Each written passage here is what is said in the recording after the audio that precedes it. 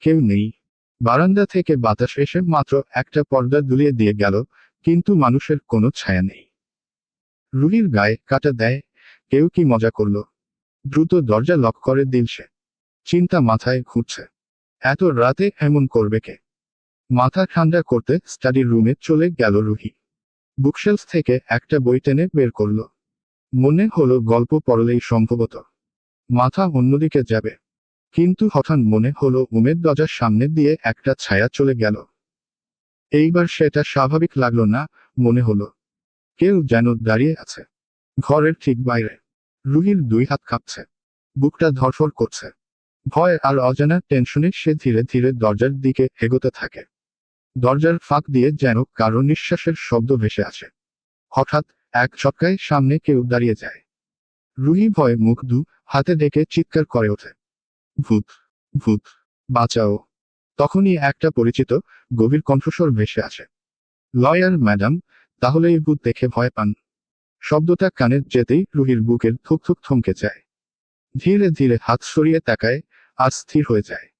সামনেই দাঁড়িয়ে আছে কৃষ খান, হাতে একটা ব্যাগ, চোখে সেই চেনা স্মার্ট আত্মবিশ্বাস। আগের থেকে আরো সুন্দর, আরো আকর্ষণীয় লাগছে তাকে। চওড়া কাঁধ, ফিট টি শার্টের ভেতর থেকে গাঢ় শরীরের শক্ত রেখা দেখা যাচ্ছে। চুলগুলো সুন্দর করে কাটা, মুখে হালকা খোঁচা খোঁচা দাড়ি। আর তার সেই শিকারীর চোখ, যেন রুহিকে গিলেই নেবে। কৃষ ধীরে ধীরে এগিয়ে এসে রুহিকে বুকে জড়িয়ে নেয়। গভীর গলায় বলে, অনেক মিস করেছি তোকে, আমার লেদু সোনা। রুহির চোখ ভিজে ওঠে, কাপা কাপা স্বরে বলে, আমি ভাবতেই পারিনি আজ আপনি আসবেন, আমিও আপনাকে অনেক মিস করেছি কৃষ। কৃষ হাতের রুহির মুখ উঁচু করে ধরে কপালে এক কোমল চুমু, তারপর চোখের কোণে জমে থাকা অশ্রু মুছে দেয়। পরক্ষণেই যেন পাগলের মতো রুহির পুরো মুখে চুমু খেতে শুরু করে। গভীর নিঃশ্বাসে ফেলে বলে, বাটারফ্লাই, আমার খুব তৃষ্ণা পেয়েছে। রুহি লজ্জায় কেঁপে উঠে বলে, ঠিক আছে, আমি এখনই পানি এনে দিচ্ছি। কৃষ তার হাত ধরে ফেলে, চোখে দুষ্টু ঝিলিক। এটা পানির তৃষ্ণা না, বাটারফ্লাই। ঠোঁট রুহির কানের কাছে এনে ফিসফিস করে, এটা তোকে পাবার তৃষ্ণা। রুহির শ্বাস আটকে যায়, ঘরটা নিস্তব্ধ। আর সেই নীরবতার মধ্যেই তার হৃদয়টা শুধু বলে, কৃষ ফিরে এসেছে তার জন্য। রুহির বুকের ভেতর ধরফরানি যেন আরো জোরে ধাক্কা মারছে। কৃষ হাতে তাকে জড়িয়ে ধরে ধীরে ধীরে দেয়ালের দিকে ঠেলে নেয়। তাদের চোখ দুটো এক মুহূর্তের জন্য আলাদা হয় না। রুহির কণ্ঠ কেঁপে ওঠে, কৃষ। কৃষ তার ঠোঁটের খুব কাছে এসে থামে। গরম নিঃশ্বাস রুহির গালে মিশে যায়। তার আঙুলের ডগার রুহির চোয়াল বরাবর নামতে থাকে। ঘাড়ের কাছে এসে থেমে যায়। তুই জানিস না কতদিন ধরে এই মুহূর্তটার অপেক্ষা করেছি। কণ্ঠটা গা শিহরিয়ে দেয়। রুহির হাত নিজে থেকেই উঠে কৃষের বুকে থামে। ফিট টি শার্টের নিচে কঠিন পেশির ধাক্কা অনুভব হয়। নরম স্বরে বলে, আমিও খুব। কৃষ আর দেরি করে না। ধীরে কিন্তু অধিকারী ভঙ্গিতে রুহির ঠোঁটে তার ঠোঁট ছুঁয়ে দেয়। চুমুটার মধ্যে যেন রাগ, অভিমান, ভালোবাসা সবকিছু গলে যাচ্ছে। রুহির শ্বাস কেঁপে ওঠে। কৃষ আরও কাছে টেনে নেয় তাকে। তার আঙুল দেবে যায় রুহির কোমরের উপর। হালকা চাপ, যেন তাকে নিজের ভিতরে লুকিয়ে রাখতে চায়। রুহির মাথা ঘোরে মিষ্টি অনুভূতিতে। কৃষ হাসে মৃদু দুষ্টুমি নিয়ে, তার ঠোঁট নামতে থাকে কপাল থেকে, চোখের কোণে, গাল বেয়ে। ধীরে ধীরে নেমে আসে ঘাড়ে। রুহির শরীরে কাঁপুনি খেলে যায়। সে চোখ বন্ধ করে কৃষের কাঁধে ধরতে থাকে। আঙুলগুলা শক্ত করে চেপে ধরে যেন তাকে হারাতে ভয় হচ্ছে।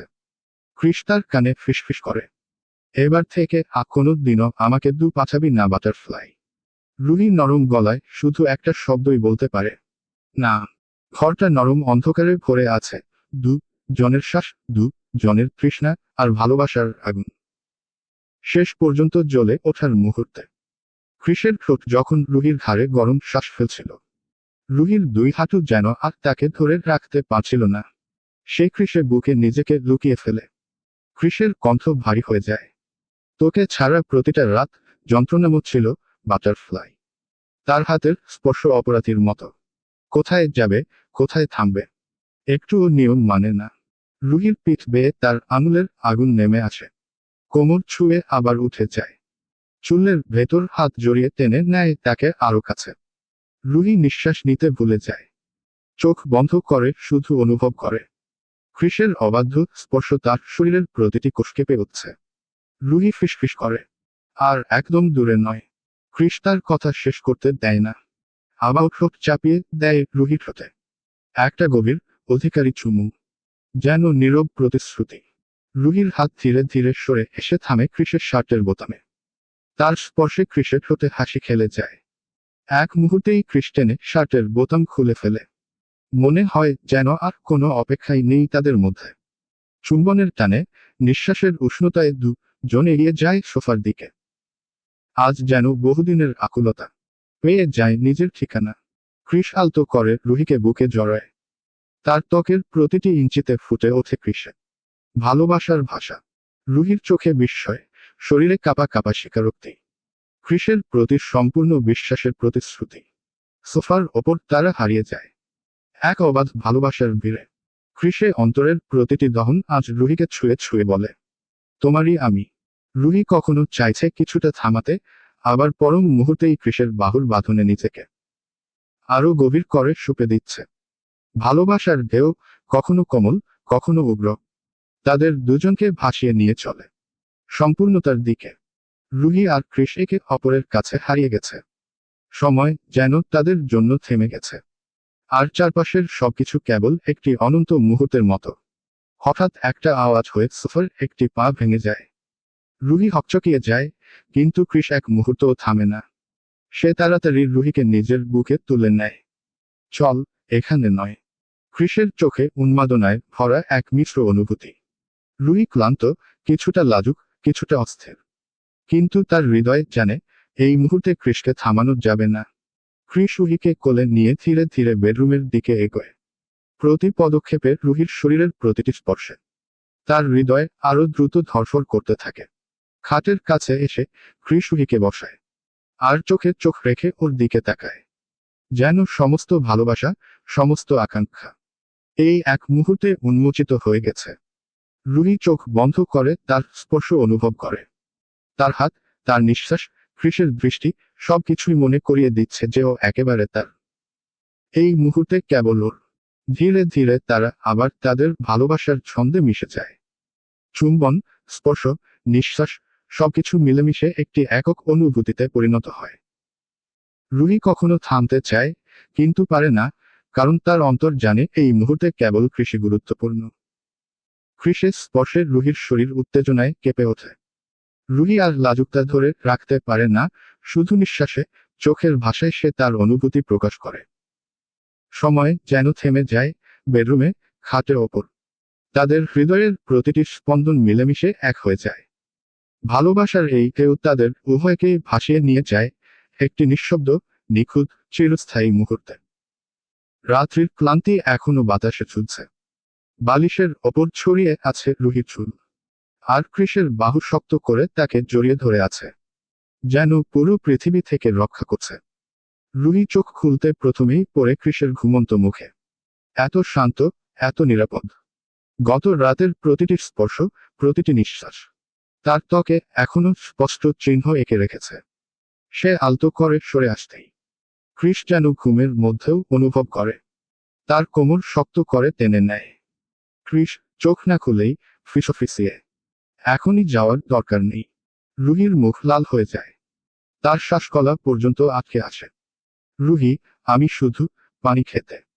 ক্রিস আধ খোলা চোখে তাকিয়ে লাজুক সেই মুখটা দেখে আরো হাসে। তার আঙুল দিয়ে রুহির নাকের ডগায় হালকা টোকা দেয়। এখনো তো তৃষ্ণা মেটেনি বাটারফ্লাই। রুহির বুকের ভেতর সুখে ব্যথা ধরে।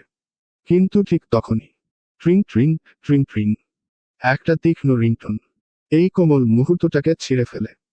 ক্রিস নিজে ফোনটা তুলতেই চোখের স্বাভাবিক নরম ভাব ওঠাও। চেহারায় ফিরে আসে কঠোরতা, দায়িত্ব। কোনো একজন দ্রুত কিছু জানাচ্ছে। রুহি শূন্য চোখে তাকিয়ে থাকে। ক্রিসে প্রতিটা অভিব্যক্তি পড়ে ফেলে। ফোন কেটে রাখতেই ক্রিস গভীর শ্বাস নেয়। ক্রিস, ইনভেস্টিগেশনে ডাক পড়েছে। জরুরি কেস। এখনই যেতে হবে। কথাগুলো ধীরে বললেও তার ভেতরের উদ্বেগ লুকোতে পারে না। রুহি এক মুহূর্ত নীরব। তারপর দাঁড়িয়ে আলমারির দিকে যায়। সেখানে থেকে বের করে কৃষে পুলিশ ইউনিফর্ম। তার চোখে এক দৃঢ়তা, যেন ভালোবাসাই তার সাহস। রুহি, তাড়াতাড়ি ফ্রেশ হয়ে আসুন, তাপে রেডি হয়ে নেবেন। কৃষ অবাক হলেও অনেক কিছু বলে দেয় সেই চোখের দৃষ্টি। কৃষ ওয়াশরুম দিয়ে তাড়াতাড়ি ফ্রেশ হয়ে আসে। রুহি নিজে কাপা হাতে কৃষের ইউনিফর্মের বোতাম লাগায়, কলার ঠিক করে, শোল্ডার ব্যাজ জুড়ে দেয়। প্রতিটি স্পর্শে কৃষ রুহি ভালোবাসা অনুভব করে। ইউনিফর্ম পরানো শেষ হলে রুহি দূরে গিয়ে তাকায় কৃষের দিকে, তার চোখে গর্বের ঝিলিক। রুহি, কেমন লাগছে? ইন্সপেক্টর কৃষ খান। কৃষ কাছে এসে রুহির কপালে গভীর ভালোবাসার চুম্বন রাখে। কৃষ, আমা বাটারফ্লাইকে সব সময় সুন্দর লাগে, বিশেষকে আমা আদো পাওয়াপো। কৃষের কথা শুনে উহি হেসে ফেলে, দুজন দুজনকে জড়িয়ে দেয়। তাপ কৃষ দরজার দিকে এগোয়, আবার একবার পিছনে ঘুরে তাকায়। রুহি দরজার পাশে দাঁড়িয়ে, চোখে আড়াল করতে চাওয়া ভয় ও ভালোবাসা। রুহির ঠোঁট কাঁপে। তাড়াতাড়ি আসবেন তো? কৃষ এগিয়ে এসে তার চিবুক আঙুলের আলতো টানে তুলে ধরে। রাতেই ফিরে আসবো। তুমি শুধু আমার জন্য অপেক্ষা করো। রুহি মাথা নিচু করে হেসে সম্মতি জানায়। তার চোখে পানি ঝিলমিল করে। কৃষ ঘুরে চলে যায়, দরজাটা বন্ধ হওয়ার সেই শব্দ রুহির হৃদয়ে ছোট্ট কাঁপুনি তোলে। রাত তখন অনেকটা গভীর। শহরের পথগুলো প্রায় খালি। এক আধটা বাতিস্তম্ভের আলো ধুলোমাখা পথটাকে কেবল আড়ালে রাখছে। কৃষ থানা থেকে কাজ শেষ করে বাইকে উঠল। রুহির কথা মনে পড়তেই তার মুখে একটুখানি ক্লান্ত হাসি ফুটে ওঠে। গাড়ি স্টার্ট দিয়েই গতি বাড়িয়ে দেয়। বাতাস কানে শীষ দেয়। রাস্তার ওপর বাইকের টায়ারের শব্দ নীরবতাকে কেটে এগিয়ে চলেছে। ঠিক তখনই দূরে দেখতে পায় একটা বড় ট্রাক রাস্তার মাঝখানে দাঁড়িয়ে আছে। কৃষ ভ্রু কুচকে ধীরে গতি কমায়। রাস্তার সাইড দিয়ে বেরিয়ে যাওয়ার মতো জায়গা আছে, তাই সে সাইড দিয়ে বাইকটা নিয়ে যেতে চায়। কিন্তু ট্রাকটা হঠাৎই সামনে এগিয়ে আসে। একদম টাইমিং হিসেব করে, যেন বহুক্ষণ ধরেই অপেক্ষা করছিল ঠিক এই মুহূর্তটার জন্য। কৃষ শেষ মুহূর্ত পর্যন্ত চেষ্টাকে কিন্তু পানা। 5 সেকেন্ডের ব্যবধানে প্রচণ্ড ধাক্কা। থামো! বাইক ছিটকে যায় আর কৃষ নিয়ন্ত্রণ হারিয়ে রেলিং ভেঙে বাইক নিয়ে ব্রিজের ওপার থেকে নিচে পড়ে। ওর চিৎকার বাতাসে কেঁপে ওঠে। বাটারফ্লাই! সবকিছু যেন কৃষের চোখের সামনে ভেসে ওঠে। রুহির হাসি, তার চোখভরা বিশ্বাসের কথা। তারপর জোরে পানির শব্দ, কৃষ ছাপিয়ে পড়ে নিচের কালো গভীর নদীর অন্ধকারে। এক মুহূর্তেই সব আলো নিভে যায়। বাইকের লাইট পানির নিচে হারিয়ে যায়। আর উপরের ব্রিজে ট্রাকটা ভূতের মতো মিলিয়ে যায় রাতের আধারে। নদীর স্রোত কৃষকে অজানা পথে টেনে নিয়ে যায়। রাত অনেক হয়ে গেছে। ঘরজুড়ে এক অদ্ভুত নীরবতা। রুহি দরজার জানলা পাশে দাঁড়িয়ে বারবার রাস্তার দিকে তাকাচ্ছে। ঘরের প্রতিটা কোণায় উদ্বেগের ছায়া। কৃষ এত দেরি করছে কেন? এই প্রশ্নটাই তার বুকের ভেতর ঠকঠক করছে। ফোনটাও সুইচ অফ বলছে। মোবাইলটা রুহির কাপা হাতে ধরা। প্রতিটা সেকেন্ড পর সে স্ক্রিন অন করছে। কোনো কল, কোনো মেসেজ, কিছুই না। একটাও খবর নেই কৃষের। টেনশন সহ্য করতে না পেরে রুহি শেষে সাহস করে রফিক হাসানকে ফোন লাগালো। কলটা ধরতেই রুহির গলা কেঁপে ওঠে। রুহি, স্যার, কৃষ এখনো বাড়ি ফেরেনি, কোনো যোগাযোগ করতে পারছি না। ফোনের ওপারে রফিক হাসান একটু অবাক, একটু চিন্তিত। রফিক হাসান, কি বলো? সে তো বলেছিল কাজ শেষ করেই রওনা দেবে, এখন তো অনেক রাত হতে চলল। তিনি সঙ্গে সঙ্গে ওহিকে হোল্ডে রেখে থানা থেকে খোঁজ নিলেন। কয়েক মিনিটের চাপা অপেক্ষা। রুহির শ্বাস যেন বন্ধ হয়ে আসছে। তারপর রফিক হাসান ফিরলেন উত্তরে। রফিক হাসান, থানা থেকে জানানো হলো কৃষ তো অনেক আগেই বেরিয়ে গেছে। তুমি চিন্তা করো না, আমি খোঁজ নিচ্ছি। যখনই কোনো তথ্য পাই তোমাকে জানিয়ে দেব। এই আশ্বাসের পরও রুহির ভয় কমল না, বরং আরো বাড়ল। ফোনটা হাতে নিয়েই সোফায় বসে পড়ে সে। দুটো চোখ পানিতে ভিজে আছে। ঘরের ঘড়ি টিক টিক শব্দে জানাচ্ছে সময়ের নিষ্ঠুর অগ্রগতি। আর ঠিক সেই মুহূর্তে রুহির হৃদয়ে একটাই দোয়া, হে আল্লাহ, শুধু কৃষকে ফিরিয়ে দিন। রাত কেটে যাচ্ছে ঘড়ির কাঁটার সাথে সাথে। কিন্তু রুহির মনের সময় যেন আরো ভারী হয়ে উঠছে। সে ঘরের ভেতর একবার এদিকে একবার ওদিকে হাঁটছে। পায়ের শব্দ, নিঃশ্বাসের শব্দ, সবকিছুতেই অস্থিরতা জমে আছে।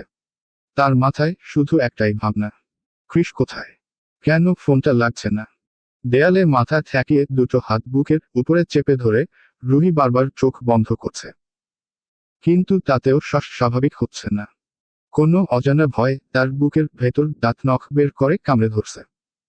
সময় তখন প্রায় রাত 1টা। ঠিক সেই মুহূর্তে ফোনটা কাঁপল। স্ক্রিনে লেখা, রফিক হাসান শির। রুহির হাত কেঁপে উঠল। কাঁপা কণ্ঠে কল ধরল সে। রফিক হাসান, গম্ভীর কণ্ঠে। রুহি, একটা খবর পেয়েছি। থানা থেকে 10 মিনিট দূরত্বে মেইন রোডের ব্রিজে একটা অ্যাক্সিডেন্ট হয়েছে। সেখানে একটা বাইকের কিছু অংশ পাওয়া গেছে। আর ক্রিসের ওয়ালেট আর ফোনও পাওয়া গেছে। এক মুহূর্তের নীরবতা। তারপর যেন পৃথিবী থেমে গেল। রুহির চোখের সামনে অন্ধকার নেমে এলো। কলের ওপারে রফিক হাসান কথা চালিয়ে গেলেও তার কানে কিছুই ঠিক মতো পৌঁছাচ্ছে না। রফিক হাসান, আমরা সিসিটিভি দেখছি। ব্রিজটা ভেঙে গেছে আংশিকভাবে। সম্ভবত বাইকটা নিচে পানিতে। রুহি, শুনতে পাচ্ছ তো? রুহি কোনো শব্দ করল না। শুধুই তার চোখ দিয়ে অচোখ পানি পড়তে লাগলো। সে আর 1 সেকেন্ডও ঘরে থাকলো না।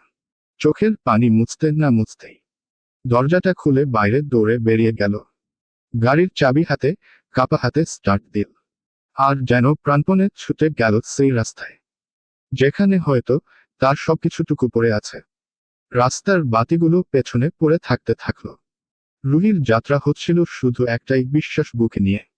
ক্রিস কিছুতেই আমাকে ফেলে চলে যেতে পারেন না, কখনো না।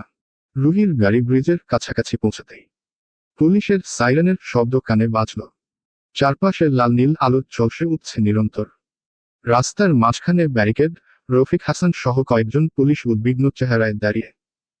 গাড়ি থামাতেই রুহি দরজা খুলে দৌড়ে নেমে পড়ল। কেউ তাকে থামাতে পারল না। তার দুটো চোখে শুধু ভয়, কান্না আর একটাই আশা, ক্রিসে কিছু হয়নি। সে পুরো শক্তি দিয়ে ব্রিজের দিকে দৌড়াতে লাগল। পায়ের স্যান্ডেল কখন খুলে পড়ল তা সে নিজেই বুঝতে পারল না। ব্রিজের কিনারায় পৌঁছেই সামনে নদীর অন্ধকার গভীরতা চোখে পড়তেই রুহি আর এক মুহূর্ত দেরি করল না। সে যেন সোজা ঝাঁপিয়ে পড়তে যাচ্ছিল পানির দিকে, ঠিক তখনই পিছন থেকে একটা শক্ত হাত তার কাঁধ ধরে টেনে ধরল। রফিক হাসান চিৎকার করে উঠলেন, রুহি, এটা কি করছো তুমি? রুহি পাগলের মতো ছটফট করছে। চোখ থেকে পানি গড়িয়ে পড়ছে অবিরাম। গলা ফেটে চিৎকার করছে, রুহি, ছাড়ুন আমাকে। ক্রিস পানির নিচে। আমি ওনাকে টেনে তুলব। আমার ক্রিস, আমি ওনাকে ফেলে রাখতে পারি না। আপনারা কিছুই করছেন না কেন? সে রফিক হাসানের হাত থেকে নিজেকে ছাড়াতে পুরো শক্তি দিয়ে লড়ছে। চুল এলোমেলো, নিঃশ্বাস ছুটছে। রুহি, হিস্টেরিক কণ্ঠে, ও নিঃশ্বাস নিতে পারছে না স্যার। আমি না গেলে ও মরে যাবে। Please try to understand. Rafiq Hasan হতবাক হয়ে তার দিকে তাকিয়ে। তার গলা ভারী হয়ে এলো। রফিক হাসান, উহি, শান্ত হও। ডুবুয়ে দেখছে, যদি ক্রিস জলে পড়ে থাকে আমরা তাকে খুঁজে বের করব। কিন্তু তুমি চাপ দিলে জনকেই হারাবো আমরা। কিন্তু রুহি শুনছে না কিছুই। সে পাগলের মতো কান্না করতে করতে রফিক হাসানের বুকে মাথা ঠেসে বলল, স্যার, আমি ওনাকে ছাড়া বাঁচব না। ক্রিস আমাকে কথা দিয়েছেন, আমাকে ছেড়ে কখনো যাবে না। রফিক হাসান তার কাঁধে হাত রেখে দৃঢ় স্বরে বললেন, তুমি ভেঙে পড়লে চলবেন না রুহি। যদি ক্রিসের তোমাকে দরকার হয়, তুমি শক্ত হও। রুহি হাঁটু গেড়ে বসে পড়ে কাঁদছে। নদীর দিকে তাকিয়ে চোখের সামনে হাজার স্মৃতি ভাসছে।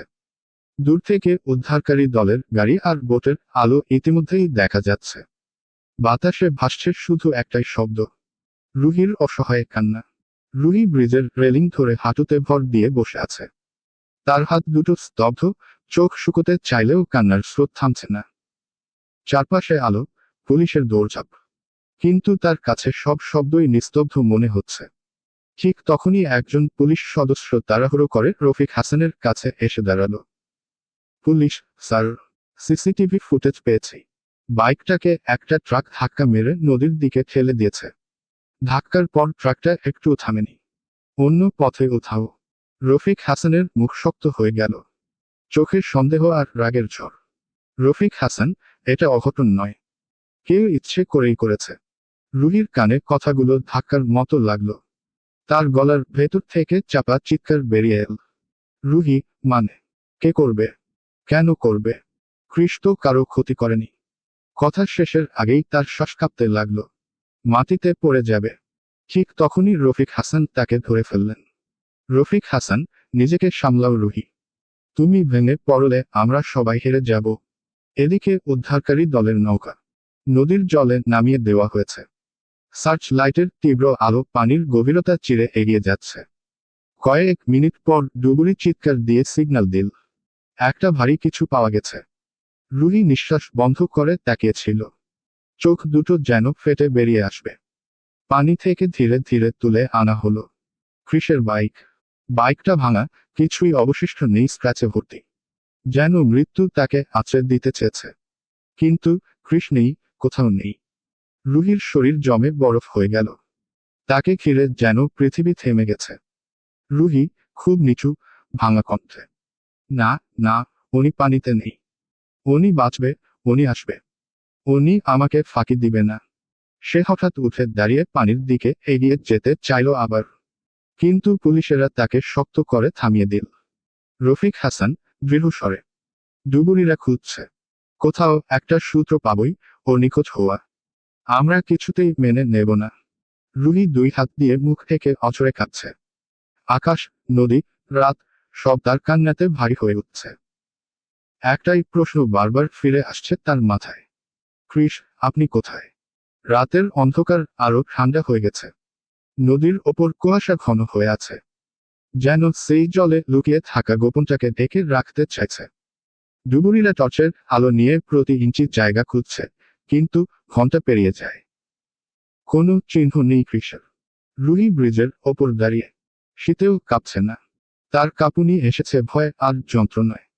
চোখ শুকোতে চাইলেও পলক ফেললেই আবার পানি নেমে আসে। এমন সময় আরেকজন পুলিশ দৌড়ে এসে রফিক হাসানকে বলল, পুলিশ স্যার, ট্রাকটার কোনো নম্বর প্লেট নেই, সিসিটিভি ফুটেজ নম্বর ঢাকা, এটা নিছক দুর্ঘটনা না, প্রিপ্ল্যান। রফিক হাসানের চোখ দুটো আরো তীক্ষ্ণ হয়ে উঠল। রফিক হাসান, আমি জানতাম কৃষ কারো পথে কাটা হয়ে দাঁড়িয়েছে। তিনি রুহির দিকে তাকালেন। রুহি এখনো নদীর দিকে তাকিয়ে, মনে হচ্ছে যে কোনো মুহূর্তে ছাপ দেবে। রফিক হাসান গিয়ে তার পাশে দাঁড়ালেন। রফিক হাসান ধীরে, রুহি, তুমি বিশ্বাস রাখো, যদি কৃষ পানিতে তলিয়ে যেত, ডুবুরিরা এতক্ষণে খুঁজে পেত, এর মানে সে হয়তো অন্য কোথাও আছে। রুহি ধীরে ধীরে তার দিকে তাকালো, চোখ লাল, শ্বাস ভেঙে ভেঙে। রুহি, মানে কেউ ওনাকে নিয়ে গেছেন? উনি বেঁচে আছে স্যার। রফিক হাসান দৃঢ়, আমি বলছি ও কোথাও জীবিত আছে, আর আমি ওকে খুঁজে বের করব।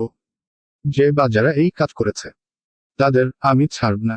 এদিকে ডুবুরিরা আরেকবার সিগন্যাল দিল, কিছু পাওয়া গেছে মনে হয়। সবাই নিঃশ্বাস বন্ধ করে তাকিয়ে, কিন্তু শুধু কৃষের হেলমেট। রুহির কণ্ঠ বুঝে গেল, হঠাৎ মাথা ঘুরে সে মাটিতে লুটিয়ে পড়ল। 5 বছর কেটে গেছে, সময় অনেক কিছু বদলে দেয়, কিন্তু না পাওয়া ভালোবাসার কষ্টকে কখনোই কমিয়ে দিতে পারে না। কৃষ হারিয়ে যাওয়ার পর প্রথম প্রথম রুহি প্রতিদিন কাঁদত।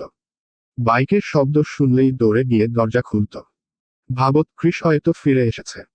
উহি আব্বু আম্মু অনেক বলেছিলেন, সব ভুলে যাও, জীবনটা নতুন করে শুরু করো।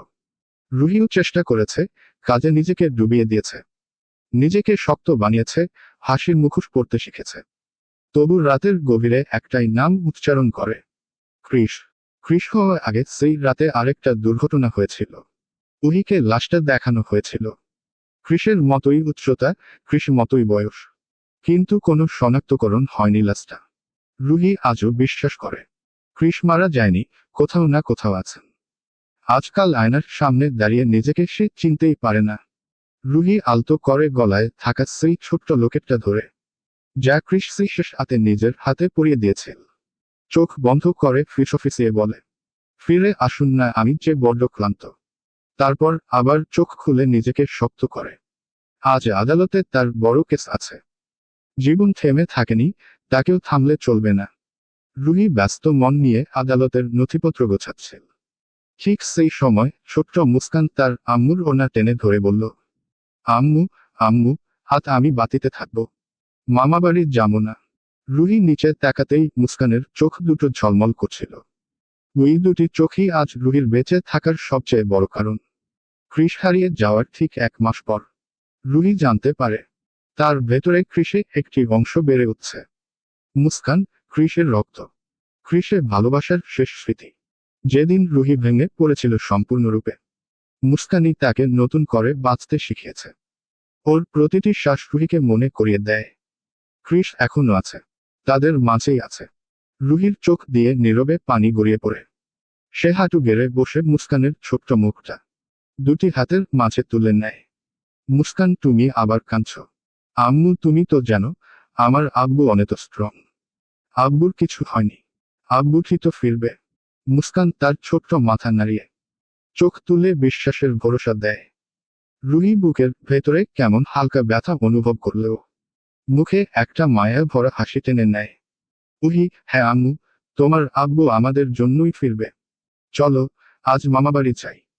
কালকে তো ছুটি, কাল সারাদিন আমার সাথে থাকবে, ঠিক আছে?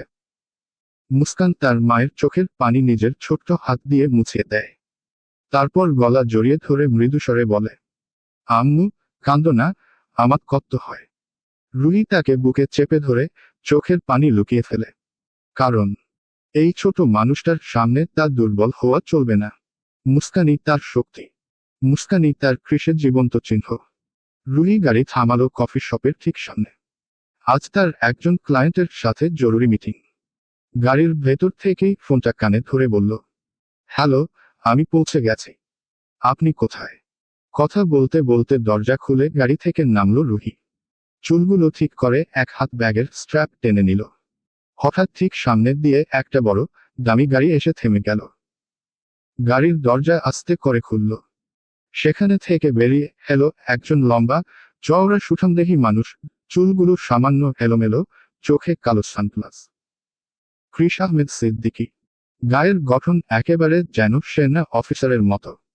তার মুখে এক ধরনের আত্মবিশ্বাসী রহস্যময় বাঁকা হাসি। শার্টের কলারটা ঠিক করতে করতে তার চোখ গেল রুহির দিকে। রুহি ফোনে ক্লায়েন্টের সাথে কথা বলতে বলতে কফি শপের সামনে দাঁড়িয়ে রইল। যেন সেই এক মুহূর্তেই পুরো পৃথিবী থেমে গেছে। ক্রিস থেমে একদম নিঃশব্দে রুহিকে অবজার্ভ করতে লাগল। রুহি ব্যস্ত, ফোনে কথা বলেই হালকা বিরক্ত হয়ে চুলটা ঠিক করছিল। একবারও সে মাথা তুলে তার দিকে তাকায়নি। তাই সে বুঝতেই পারল না কেউ তাকে এমন গভীর দৃষ্টিতে দেখছে। ক্রিস সানগ্লাসের আড়াল থেকে রুহির প্রতিটা ভঙ্গি দেখল। তার ব্ল্যাক সালোয়ার কামিজ, পিঠে ঝুলে থাকা লম্বা বিনুনি, নিষ্পাপ ফুলের মতো মুখশ্রী। ক্রিসের ঠোঁটে মৃদু রহস্যময় হাসি ফুটে উঠল, যেন কোনো মূল্যবান জিনিস পেয়েছে। সে শার্টের কলারটা ঠিক করে আরো একবার তাকালো রুহির দিকে। শান্ত, স্থির, তীক্ষ্ণ চোখে। রুহি ফোনে ব্যস্ত, কিছুই টের পেল না। না সেই দৃষ্টি, না সেই উপস্থিতি। ক্রিস ধীরে পা বাড়িয়ে কফি শপে প্রবেশ করল, কিন্তু যাওয়ার আগে আরো একবার ফিরে তাকাল রুহির দিকে। একটি দীর্ঘ, অর্থপূর্ণ দৃষ্টি। রুহি কফি শপে ঢুকে ভেতরের কোনার টেবিলে বসল। ক্লায়েন্ট ইতোমধ্যে এসে অপেক্ষা করছিল। Sorry to keep you waiting. Ruhi হালকা হাসি দিল। কাগজপত্র খুলে জনে কথা শুরু করল। কাচের দরজার ওপাশে সন্ধ্যার আলোটা ধীরে ধীরে ফিকে হয়ে আসছে। রুহি টেবিলের উপর ল্যাপটপ খুলে রেখে ক্লায়েন্টের কথা মনোযোগ দিয়ে শুনছে। কফি শপের এক কোণে বসে আছে ক্রিস, সামনে একটা কফির কাপ। তার পাশেই বসে আয়ান, ক্রিসের সবথেকে ভরসার মানুষ। ক্রিস চাইলেও চোখ সরাতে পারছেন না রুহির দিক থেকে। ওর মধ্যে যেন কোনো চুম্বক আছে। আয়ান, কি ভাই?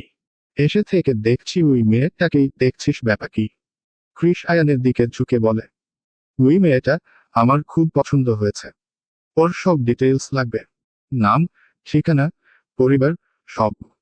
ওকে আমার প্রপার্টি বানাতে চাই। আয়ান পাশ থেকে বলল, কি বলছিস ভাই? প্রথম দেখেই এই অবস্থা। ক্রিস কোনো জবাব দিল না। কয়েক সেকেন্ড পর কণ্ঠস্বরে একটা অদ্ভুত দৃঢ়তা। ক্রিস, আয়ান।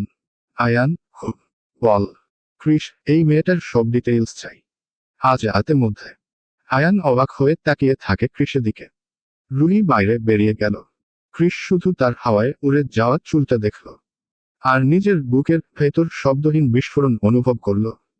আয়ান ক্রিসের কথা মতো সব খবর জোগাড় করেছে, কিন্তু যখন সে সত্যিটা জানল, তা শুনে তার মাথা ঘুরে যায়। শেষ পর্যন্ত তার বন্ধু এক বাচ্চা মায়ের প্রেমে পড়ে যায়, একটুখানি আশ্চর্য হলেও সত্যি। রাতের নীরবতা ভেঙে আয়ান ক্রিসে বাড়ির ডোরবেল বাজায়। মিনিটের মধ্যেই দরজা খুলে দেয় ক্রিসে ফুফাতো বোন পুষ্প। আয়ান একভাবে পুষ্পর দিকে তাকায়। ছোট্ট মিষ্টি মুখসই পুষ্প, গায়ে সাদা ধবধবে, যেন একটু টোকা লাগলেই লাল হয়ে যাবে। ঠিক এই কারণে আয়ানের ভয় লাগে এই বাড়ি আসতে। এই মেয়ে নতুন নতুন রূপে হাজির হয়, তাকে যেন ছলনা করে বশ করতে চাইছে। পুষ্প, এত রাতে? আয়ান ভাই, কিছু হয়েছে? আয়ানের ধ্যান ভাঙে, একটু ধীরভাবে বলল, হ্যাঁ, আজকে আমি ক্রিসের সঙ্গে থাকব। ও কোথায়? পুষ্প, ক্রিস ভাই তো নিজের রুমে, আজ খেতেও নামেননি। আয়ান হেসে বলল, আচ্ছা।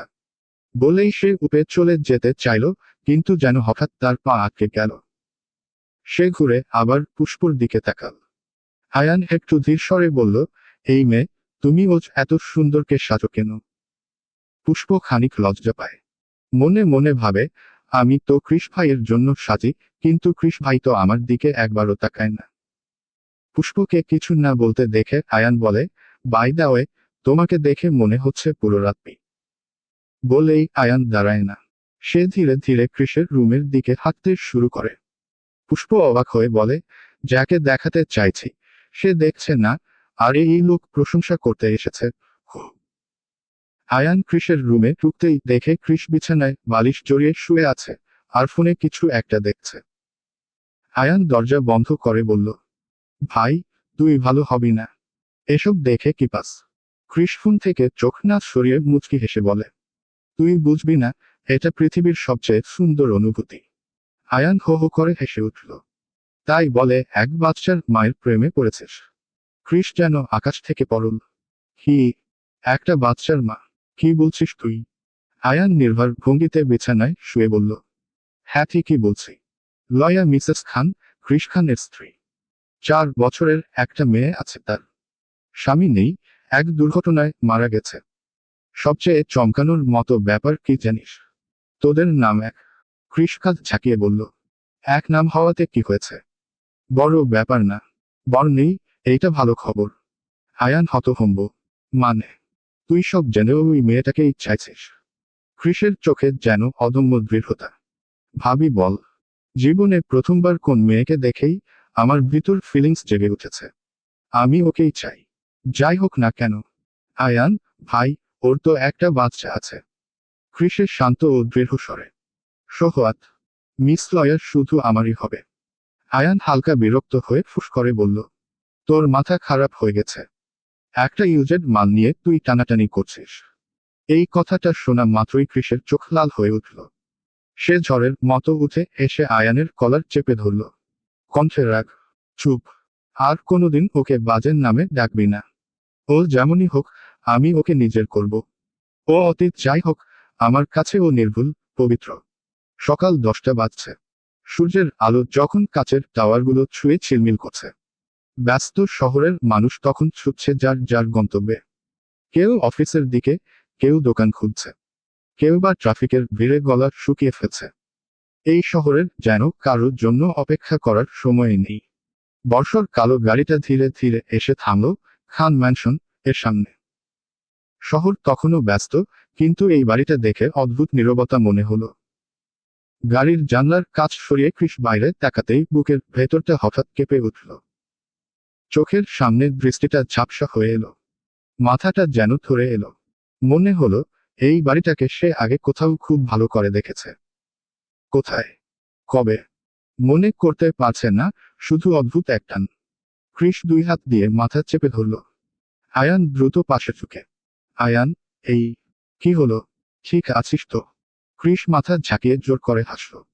ক্রিস, হ্যাঁ, আই এম ফাইন, কিছু না। ক্রিস চারপাশে তাকিয়ে বলে। ক্রিস, এত বড় বাড়ি, কিন্তু লোকজন কোথায়? কেউ দেখাও যাচ্ছে না। ইয়াশ কাঁধ উঁচু করে বলে, ভাই, আমি কিছুই জানি না। আর তুইও আমাকে বেশি প্রশ্ন করবি না। গতরাতে আমার মেইন পয়েন্ট এমন লাথি মেরেছিস এখন ব্যথা আছে। ক্রিস হাসতে হাসতে গাড়ি থেকে নামল। ক্রিস, ওই ব্যথা সারলে বলবি আরেকটা লাথি দিব। যেন ভবিষ্যতে আমার হানি নাম নিয়ে উল্টোপাল্টা কথা বলার সাহস না হয়। আয়ান মুখ বাঁকিয়ে বলে, বাবা, honey. Chris, fuck your mouth. Don, please say that name again. Chris অনেকক্ষণ ধরে গেটের সামনে পায়চারি করছে, কিন্তু বাড়ির দিক থেকে কোনো সাড়া নেই। আয়ান এবার বিরক্ত হয়ে গাড়ি থেকে নামল। আয়ান, ভাই, আর কতক্ষণ? 1 ঘন্টা হতে চলল, কেউ তো দরজা খুলল না। বাড়িতে মানুষ নেই নাকি? ক্রিস অন্যমনস্কভাবে গেটের দিকে চেয়ে শুধু দীর্ঘশ্বাস ফেলল। হঠাৎ একটি ছোট্ট কণ্ঠ, আব্বু। দুজনই একসাথে চমকে গেটের ভেতর তাকালো। একটা ছোট্ট মেয়ে, চুলে 2টি পাঁচ, হাতে গোলাপি রঙের ছোট্ট একটা বল। গেটের ওপারে দাঁড়িয়ে হাসছে মুস্কান। আয়ান চোখ বড় করে, এ কি? এই মেয়ে তোকে আব্বু বলছে কেন? তুই কি এতদিন বাইরে থাকার নাম করে লুকিয়ে বিয়ে করে বাচ্চা কাচ্চা পয়দা করে ফেলেছিস? ক্রিস রাগে চোখ লাল করে আয়ানের গালে সজোরে একটা থাপ্পড় বসিয়ে দিল। ক্রিস, শালা, আমি পুরো ভার্জিন। মুখ বন্ধ রাখো। আয়ান ভয় হাত গাল চেপে নীরব হয়ে দাঁড়িয়ে থাকে। মুস্কান আবার ডেকে ওঠে, আব্বু ভিতরে আতো না কেন? আম্মু তোমাদের দেখলে খুব ক্ষতি হবে।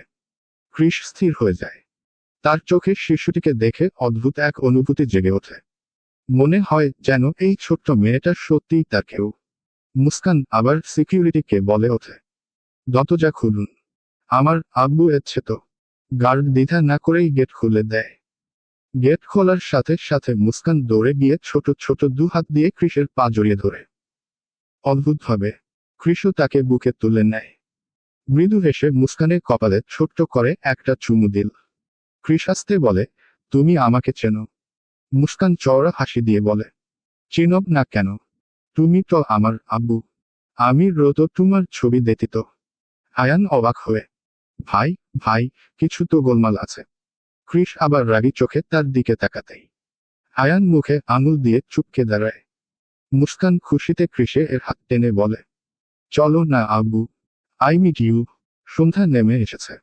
চারদিকে এক ধরনের অদ্ভুত অন্ধকার। রাস্তার লাইটগুলো মাঝে মধ্যে জ্বলছে নিভছে। মুস্কান সারা দিন ধরে বলেছে আজ বেড়াতে যাবে, তাই উহি তাকে নিয়ে বেরিয়েছে। গাড়ি চালাচ্ছে উহি। মুস্কান পাশে বসে জানালার বাইরে তাকিয়ে খুশিতে বাবা হাততালি দিচ্ছে।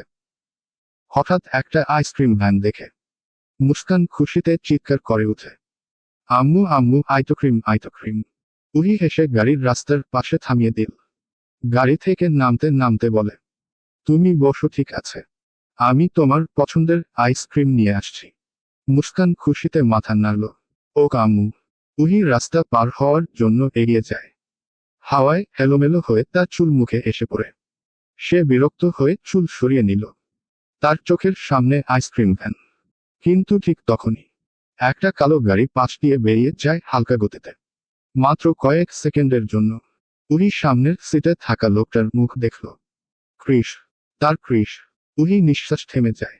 উহি 1 সেকেন্ডও দেরি করল না। দৌড়ে নিজের গাড়িতে ফিরে এল। কাপা কাপা হাতে স্টিয়ারিং ধরল। মুস্কান অবাক। আম্মু, কি হলো? আইসক্রিম। উহি কাপা গলায়। পরে দেব সোনা, এখন খুব দরকারি কাজ আছে। তার চোখে পানি জমেছে, শ্বাস ভারী হয়ে উঠছে, কিন্তু দৃষ্টি স্থির সেই গাড়ির দিকে যেখানে সে ক্রিসকে দেখেছে। উহি গাড়ির চাবি ঘুরিয়ে দিল। ইঞ্জিন গর্জে উঠল। উহি, আমি ভুল দেখতে পারি না। ওটা কৃষি ছিল। পাগলের দ্রুত গতিতে সে গাড়ি চালাতে শুরু করলো, সরাসরি সেই কালো গাড়ির পেছনে পেছনে। মুস্কান সিটে বসে চুপচাপ মায়ের মুখের আতঙ্ক দেখছে, কিন্তু কিছুই বুঝছে না। আম্মু, তুমি কাঁদছো কেন? উহি ঠোঁট চেপে ধরে, কিছু না সোনা, তোমার আব্বু। আর কথা শেষ না করেই তার চোখ আবার সেই গাড়ির লাল ব্রেক লাইটে আটকে যায়। কিছু মিনিট পর কালো গাড়িটা এসে থামল এক বিশাল রাজকীয় বাড়ির সামনে। উহি ব্রেক চাপল। গাড়িটা থেমে গেল সামান্য দূরে। চোখের সামনে ক্রিস দরজা খুলে নেমে এলো। উহির চোখ ভিজে উঠল, যেন পুরো পৃথিবীটা থেমে গেল এক মুহূর্তে। তার পাশে আয়ানও নামল। জনি বাড়ির ভেতরে ঢুকে গেল, কোনো কথা ছাড়াই। উহি দরজা খুলে নামতে গিয়েও স্থির হয়ে গেল। তার পা সামনে এগোতে পারছে না। ভয়, আকাঙ্ক্ষা, বিশ্বাস একসাথে তাকে থামিয়ে দিল। তার শ্বাস ভারী, হাত কাঁপছে। অবশেষে সে ব্যাগ থেকে ফোন বের করল। দ্রুত একটা নম্বর ডায়াল করলো। উহি, হ্যালো শির, আমি উহি বলছি। আমি একটা বাড়ির ঠিকানা পাঠাচ্ছি। আপনি কি প্লিজ এই বাড়ির মালিক আর সদস্যদের সব ডিটেইলস আমাকে দিতে পারবেন? ওপাশে কেউ কিছু বলল। উহি, ওকে শির, থ্যাংক ইউ সো মাচ। কাল পেলেই হবে, রাখছি। ফোনটা নামিয়ে চোখ বন্ধ করে গভীর নিঃশ্বাস নেয় উহি। তার বুক এখনো ধকধক করছে। রাতভর চোখে ঘুম আসেনি উহি।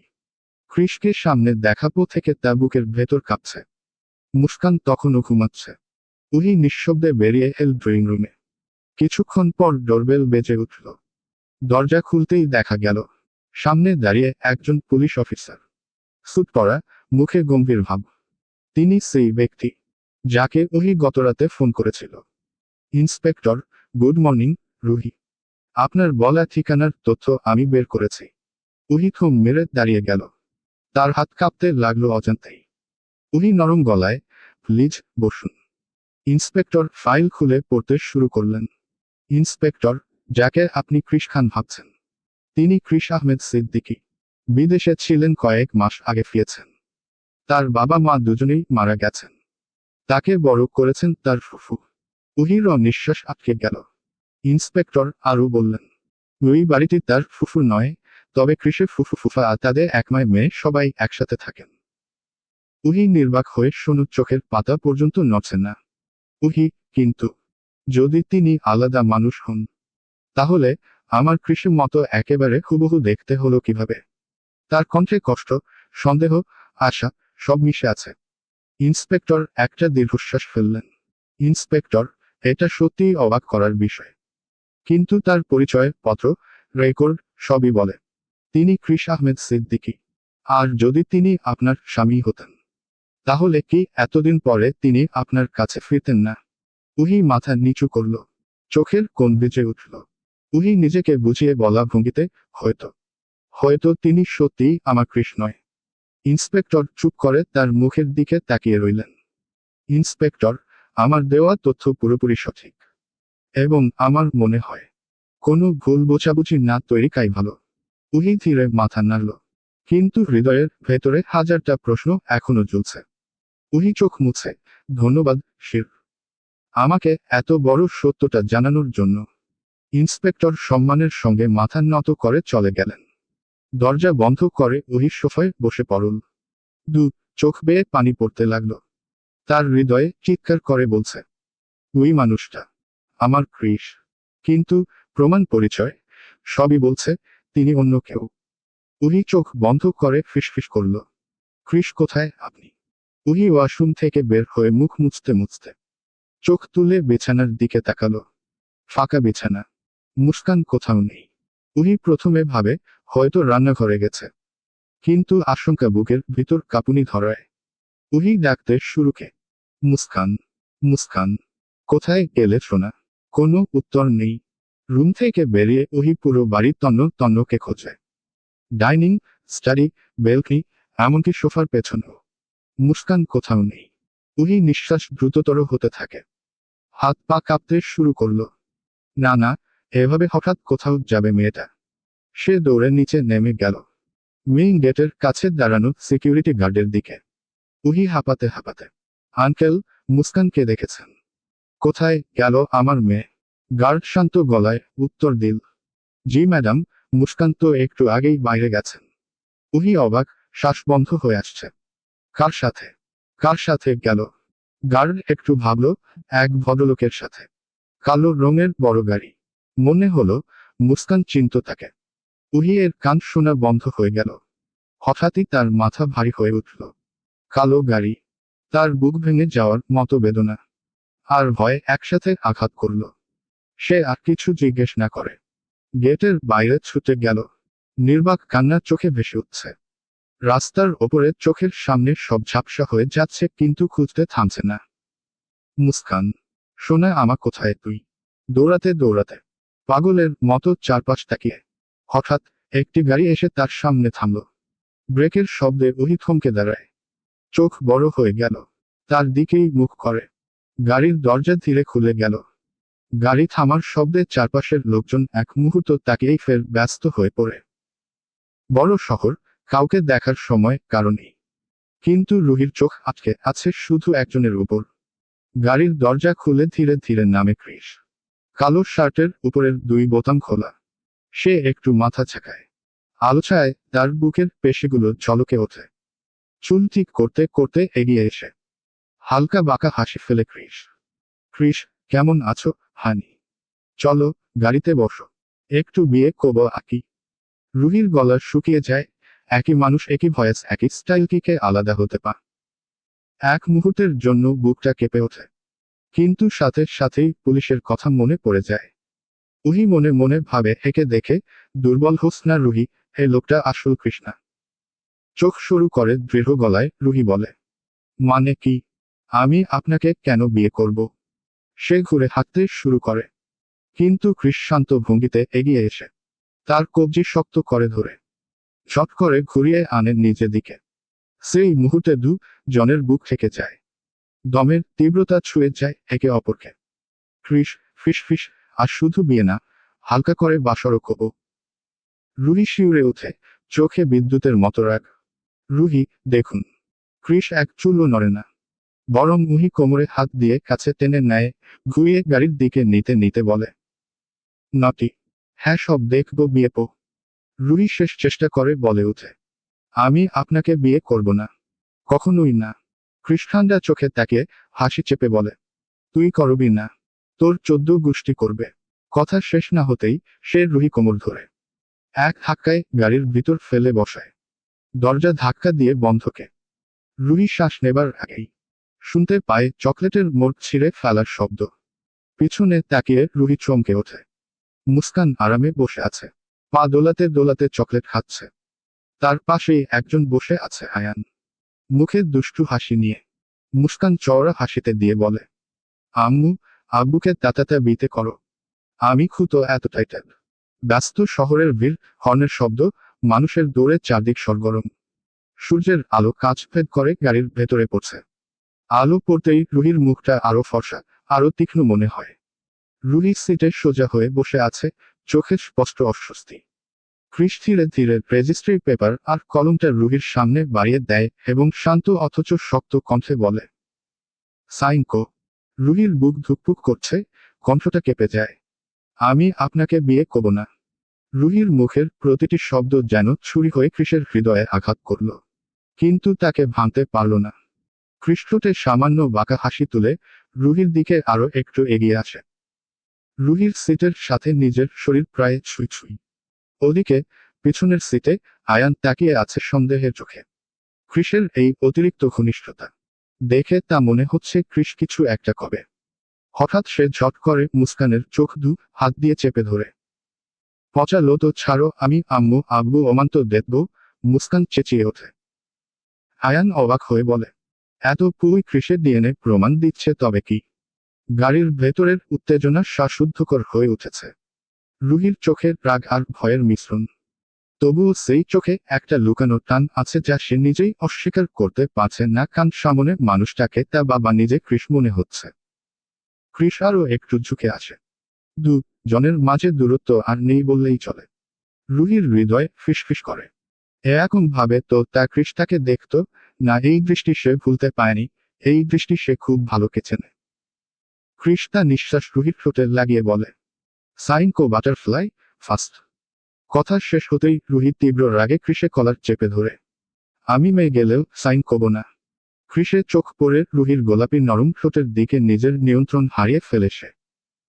রুহির ঠোঁট যেন তাকে ডাকছে, তাকে কাছে টানছে। হঠাৎই ক্রিস এগিয়ে এসে রুহি গোলাপি নম ঠোঁটে ঠোঁট মিলিয়ে দেয়। রুহির চোখ মুহূর্তেই বড় হয়ে যায়, তারপর ধীরে ধীরে বন্ধ হয়ে আসে। এই ছোঁয়া তার কাছে পুরনো ছোঁয়া মতো লাগে। সে যুদ্ধে হেরে যায় নিজের অনুভূতির কাছে। পিছনে আয়ান চোখ বড় বড় করে তাকিয়ে মুস্কানের চোখ জোরে চেপে ধরে। কিন্তু মুস্কান ছটফট করে চিৎকার করতে থাকে, ছাড়ো ছাড়ো আমায়। রুহি এখনো ক্রিসের জোর করে চাপিয়ে দেয়া চুমুর ধাক্কায় নিঃশ্বাস ফেলছিল। কিন্তু যখন ক্রিস পুরোপুরি তার ঠোঁটের ওপর আধিপত্য বিস্তার করতে শুরু করল, ঠিক তখনই রুহির হুঁশ ফিরে আসে। তার চোখ হঠাৎ বড় হয়ে ওঠে। সে পুরো শক্তি দিয়ে ক্রিসকে ধাক্কা মেরে সরিয়ে দেয়। ধাক্কার সাথে সাথে ক্রিস সিটে ঠেস খেয়ে বসে যায়। পিছনে বসায় আয়ান চোখ সরিয়ে মুস্কানের চোখ দিয়ে হাত দিয়ে খুলে দেয়। মুস্কান হা করে তাকিয়ে থাকে জনের দিকে বোঝার চেষ্টাকে আসলে কি হচ্ছে। কৃষ নিজের ঠোঁটের কোনা বুড়ো আঙুল দিয়ে মুছে রুহির দিকে তাকায়। তার চোখ জ্বলছে আগুনে।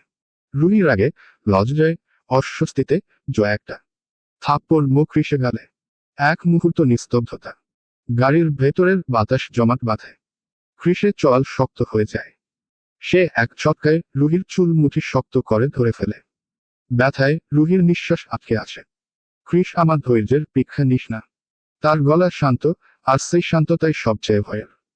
কিন্তু রুহির রাগ আবার আগুন হয়ে ওঠে। আর সহ্য হয় না এই অন্যায়।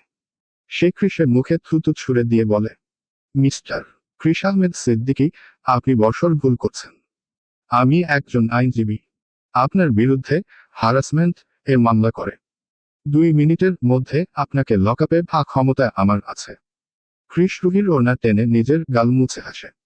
সেই পরিচিত বিপজ্জনক হাসি। I love it, butterfly. তো এই তেজটাই আমার ভালো লাগে। বাটারফ্লাই শব্দটা শুনেই রুহির বুক ধুকপুক করে ওঠে। কৃষ এবার আয়নার দিকে তাকিয়ে আয়ানকে ইশারা করে।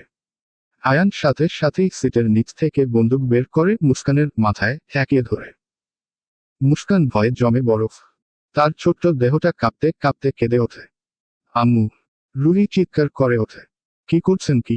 ওর মাথা থেকে বন্দুকটা সরান। কৃষ এবার আর হাসছে না। তার কণ্ঠ নিচু, কিন্তু প্রতিটা শব্দ হুমকি। সাইন করুন, লয়ার ম্যাডাম, তাড়াতাড়ি। নইলে। মুস্কানের কণ্ঠ ভেঙে যায়। আম্মু! রুহির বুক ভেঙে যায় কান্নায়। নিজের বাচ্চাকে সে কিছুতেই বিপদে ফেলতে পারে না। উহি কেঁপে উঠে বলে, আমি সাইন করব। কিন্তু দয়া করে আগে বন্দুকটা সরান। কৃষ আগে সাইন। কাগজ আর কলম এগিয়ে দেয়। রুহি মুস্কানের চোখের ভিতর চাহনি দেখে কাপা হাতে সাইন করে দেয়। কৃষ সাইন হওয়া মাত্র কাগজটা টেনে নিয়ে নিজের কাছে রাখে।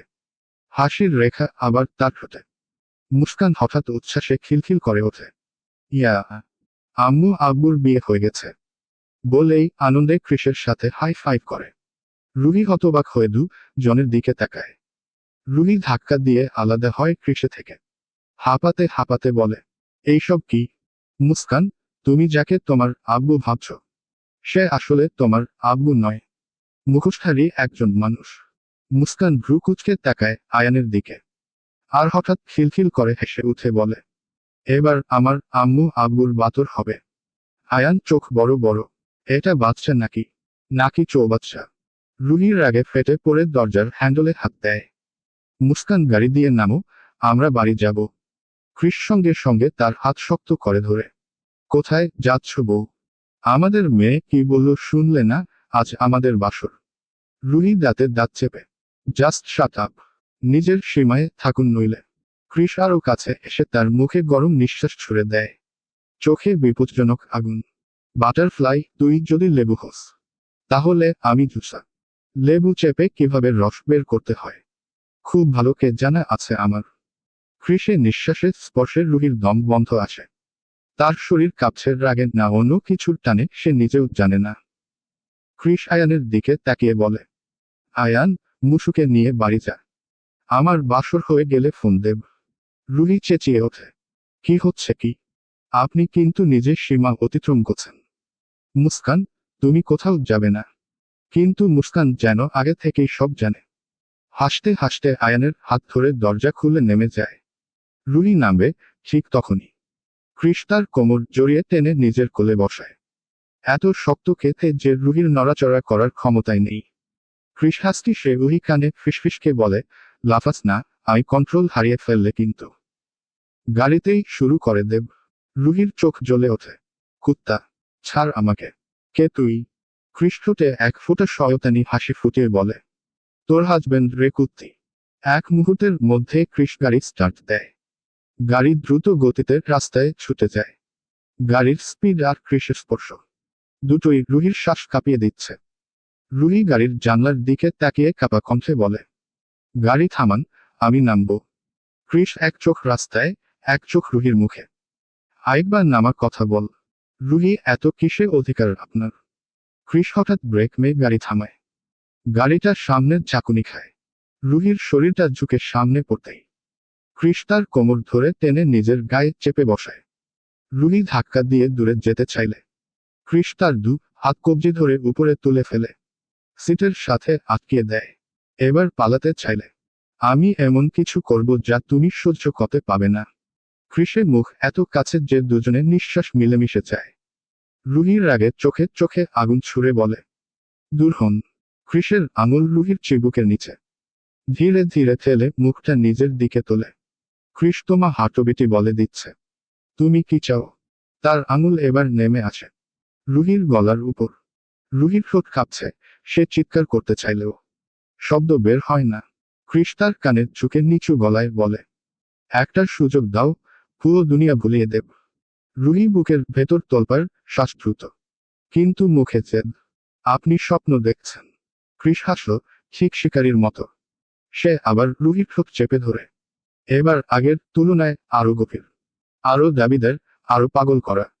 রুহির হাত দুটো এমন ভাবে চেপে দেয় যে সে 1 ইঞ্চিও নড়তে পানা। চুম্বনের মাঝে থেমে কৃষ বলে, তুই শুধু আমা বুঝেছিস। রুহি নিঃশ্বাস নিতে নিতে চোখ ভিজে আসে, চোখের রাগ আর অদ্ভুত স্বর। উহি, কখনো না, আমা ও আপনার কোনো অধিকার নেই। কৃষ হাসল, ধীরে ধীরে তার ঠোঁট নামিয়ে আনলো গলার দিকে। রুহির ঘাড়ে হঠাৎ করে জোরে কামড় দেয়। কৃষ দাঁত চেপে বলে ওঠে, শালার লেদা মার্কা, দুইবার বিয়ে করেও তো ওপর আমা অধিকার নেই। কথাটা শুনতে না শুনতেই রুহির বুকের ভেতরটা যেন তীরের মতো বিদ্ধ হয়। সে ধাক্কা দিয়ে কৃষকে সরিয়ে দেয়, চোখের জল টলমল করে ওঠে। কি বললেন? আরেকবার বলুন। কৃষ ঠোঁটের কোণে তাচ্ছিল্যের হাসি টেনে গম্ভীর চোখে তাকায়। কৃষ খান, যা বলে একবারই বলে। রুহির চোখ ভিজে যায়, বুকটা হাঁপড়ের মতো উঠানামা করে। সে কৃষে কলার আঁকড়ে ধরে কাপা কণ্ঠে বলে, সত্যি করে বলুন, আপনি আমার কৃষ। কৃষ একটা দীর্ঘশ্বাস ফেলে চোখ বন্ধ করে। তার চোখ লাল, শ্বাস ভারী। এত কিছু পরেও আমায় চিনতে পারছিস না? আমার কি চেহারা পাল্টে গেছে? রুহি হাঁপাতে হাঁপাতে মাথা ঝাঁকায়, কান্নার মাঝেও বলে, না, আগে বলুন আপনি কে। কৃষ বরফের মতো কঠিন দৃষ্টিতে তাকায়। মনের ভেতরের ঝড় সামলাতে সামলাতে বলে, আমি তোমার কৃষ বাটারফ্লাই। এক মুহূর্তে ওহি সবকিছু থমকে যায়। তার বুক উঠানামা করে, চোখের কোণে জমে থাকা পানি এবার গড়িয়ে পড়ে। কৃষ রুহিকে হাতে শক্ত করে চাপতে ধরে। 4 বছর আমি নিজেকেই চিনতে পারিনি। আমি কে ছিলাম, কি ছিলাম, কিছুই মনে ছিল না। অন্ধকার, অন্য পরিচয় নিয়ে বেঁচেছিলাম। কিন্তু ভেতরে ভেতরে সব সময় মনে হতো, আমার কিছু একটা নেই। যেদিন সব মনে পড়ল, সেদিনও তোর কাছে আসতে পারিনি, বাটারফ্লাই। রুহি হাউমাউ করে কেঁদে ওঠে। কেন আসেননি? জানেন, আমি প্রতিদিন অপেক্ষা করেছি। প্রতিটা রাত জেগেছি শুধু আপনার জন্য। আজ যখন এসেছেন, এত নাটক কেন? কৃষ রুহির কপালে কপাল ঠেকিয়ে ফিসফিস করে, সব বলবো, কিন্তু আগে এই 5 বছরের হিসাব নিতে দে। আজকে আমি তোকে আমার ভালোবাসায় পিষে মারবো, যতক্ষণ না তুই অজ্ঞান হবি ততক্ষণ তোকে আমার আদর চলবে বাটারফ্লাই। রিকশা থেকে নেমে আয়ান মুস্কানের ছোট্ট হাত ধরে কৃষের বাড়ির সামনে এসে দাঁড়ালো। মুস্কান হাঁটার ফাঁকে ফাঁকে আয়ানের হাত দোলাচ্ছে, কখনো দুষ্টামি করছে। আয়ানের বুকের ভিতর কেমন একটা অজানা ধুকপুকানি। এ বাড়িতে ঢোকার সাথে সাথেই তার সবকিছু বদলে যায়, অদ্ভুত অনুভূতি হয়। দরজার বেল বাজানো মাত্রই ভেতর থেকে পায়ের শব্দ। দরজা খুলতেই পুষ্পকে দেখা গেল, চুল এলোমেলো, মুখে ক্লান্তির ছাপ, তবু চোখে ঝিলিক। মুস্কানকে দেখেই তার চোখ গোল হয়ে গেল। হায় আল্লাহ, কি মিষ্টি বাচ্চা। পুষ্প 2 হাতে মুস্কানের গাল চেপে বলল। মুস্কান বুক সোজা করে, ঠোঁট ফোলানো গর্বের ভঙ্গিতে বলল, আমার নাম মুস্কান খান।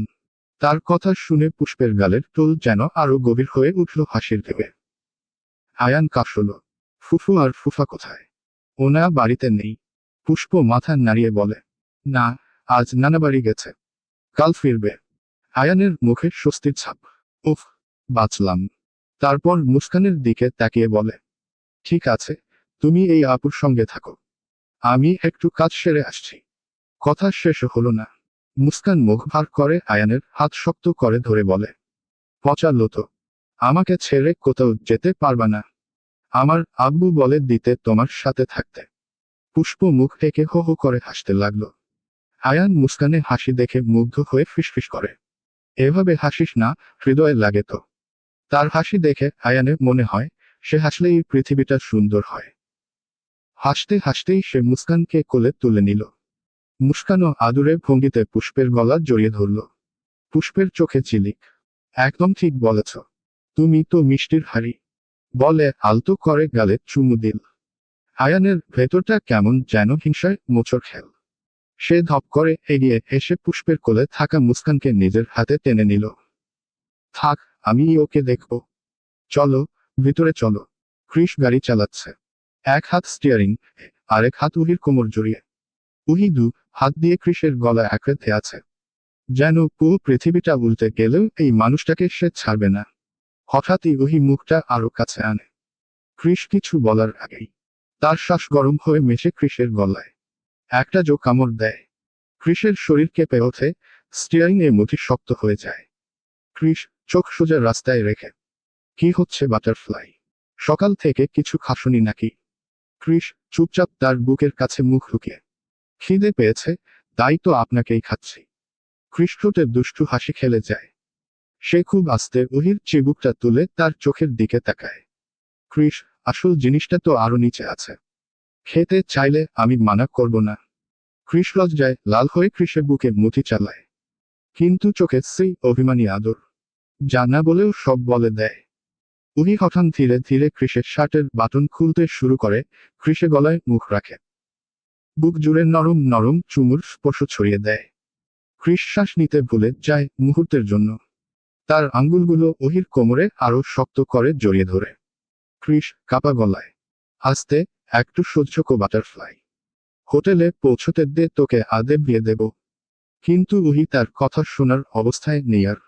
ভালোবাসার সেই পাগলামি চোখে নিয়ে সে ক্রিসের মুখটা নিজের দিকে টেনে আনে। উহি ফিসফিস করে, আই ওয়ান্ট ইউ রাইট নাও।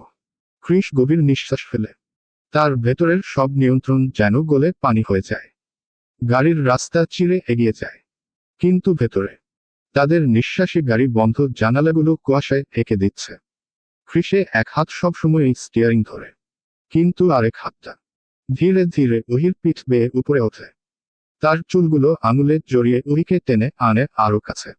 উহি তার কাঁধে মুখ গুজে নরম কণ্ঠে বলে, কতদিন পর আপনার নিঃশ্বাসটা আমার শীত স্পর্শ হলো। ক্রিস হালকা হাসে, কিন্তু সেই হাসির ভিতরেও চেপে রাখা উত্তাপ স্পষ্ট। ক্রিস আমার সাথে মিশে যা বাটারফ্লাই। আমি চাই আমার নিঃশ্বাস তো প্রতিটা শিয়ায় শিয়ায় বয়ে যাক। উহি একটু দূরে সরে এসে ক্রিসের মুখটা নিজের হাতে ধরে তাপ খুব আস্তে ক্রিসের ঠোঁটে স্পর্শ করে। এতটাই আস্তে যে ক্রিস নিয়ন্ত্রণ রাখতে না পেরে নিজেই ঝুঁকে চুমু গভীর করে দেয়। গাড়ির গতি কমে আসে খানিকটা।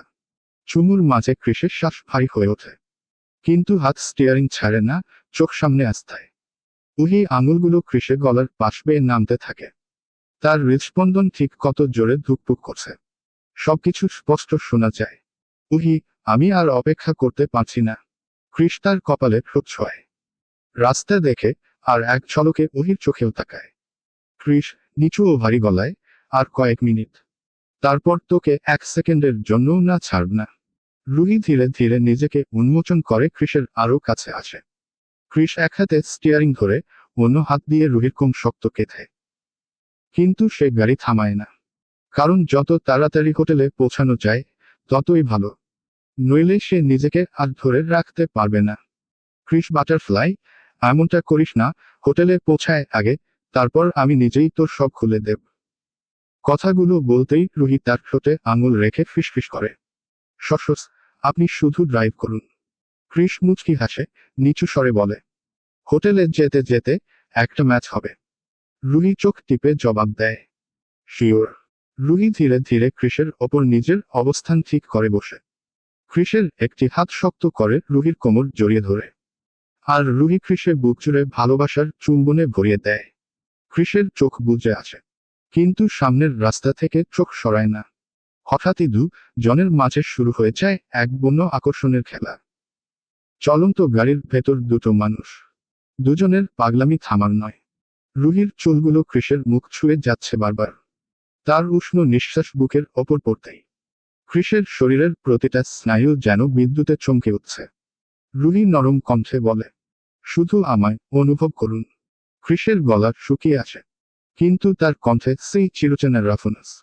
আমি তো অনেক আগেই তোকে অনুভব করা শুরু করে দিয়েছি, বাটারফ্লাই। রুহি 2 হাত দিয়ে কৃষের কলার চেপে ধরে, আর তার ঘাড়ের কাছে মুখ নামিয়ে ধীরে ধীরে চুমু আঁকে। প্রতিটি চুমু যেন অনিকণার মতো তার শরীর জ্বালিয়ে দেয় এক নিমিষে। কৃষের হাতে এবার নিঃসংকোচে রুহির পিঠ বেয়ে কোমর বরাবর নেমে আসে। তার কোমরের বাঁক কৃষের আঙুলে ডুবে যেতে থাকে ধীরে ধীরে। গাড়ির সামনে ছুটে চলতেই থাকে, কিন্তু গাড়ির ভেতরে সময় যেন থমকে যায়। রুহিকে কৃষ নিচে আরো কাছে টেনে আনে। তার বুকের ধ্বনি কৃষের সাথে মিশে যায়। জনের শরীরে কোনো ফাঁক নেই, এক নিমেষের শূন্য। তাদের নিঃশ্বাস ভারী, গভীর, বেপরোয়া। কৃষ এক হাতে গাড়ি চালাতে চালাতে অন্য হাতে রুহির পিঠ বুলিয়ে দেয়। রুহির মনে হয় এত বছর পর অবশেষে তার ভালোবাসার মানুষ তাকে ছুঁয়ে দিচ্ছে। সে নিজেকে সুখী মনে করে, নিজেকে উজাড় করে দিতে চায়।